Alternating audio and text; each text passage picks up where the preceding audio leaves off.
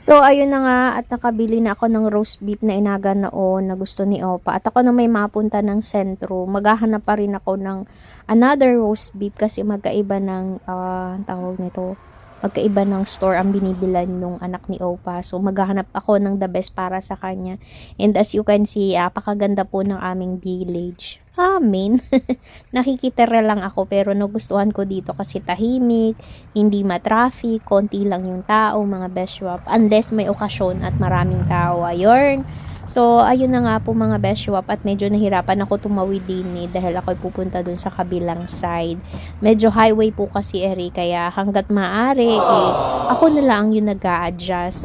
Although, ako naman ay priority kasi nakabike. Yung mga tao dito, pina-priority nila yung mga taong nakabike. Pero, syempre, di naman lahat ng tao ay pare-parehas ng pag-iisip at ng ugali. Kaya kung ikaw ay nasa tamang pag-iisip, ikaw na lang mag-adjust. Huwag laging ibang tao yung mag-a-adjust mga besyawap. Lagi ko nga sinasabi, always be good and choose to be good. Kahit yung ibang tao is not good towards you, show them pa rin na maging good ka sa kanila kasi yun, mahahawa sila sa attitude mo mga beshwap.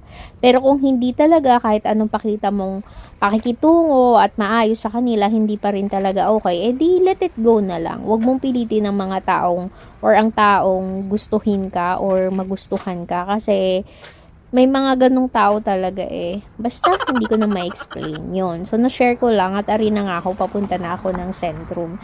Kita nyo naman, napakatahimik, ba diba? And, ayun, wala nga traffic. Ayan. So, makikita mostly mga nakabike ang tao. So, ayan, may mga sasakyan na medyo mabibilis. Kaya, kailangan ikaw ang mag-adjust. Kasi, syempre, iwas tayo sa disgrasya, at yun ang pinakabilin sa akin ni Opa, mag-ingat, kasi nga naman kung anong mangyari, syempre cargo niya ako, and then at the same time, ayoko din naman mangyari yun, ay sino galuto sa amin pag yun ay mga ganoong bagay nangyari. Pero hindi ko pinapangarap na mangyari yun kasi talagang nag-iingat ako. Kung may sasakyan na mabilis, ako na lang yung nag-a-adjust talaga, na hinto ako. Lalo na pag nasa crossing na ako or dun sa tawiran. Talagang bahala kayo kahit napakarami ninyo sunod-sunod, mag-aantay ako maubos kayo. Ganun ako mga besyo. Ari na nga ako at nasa sentrum na ako. So, kita nyo naman na kahit maganda yung araw, o yung weather, wala excuse me, nasinok ako.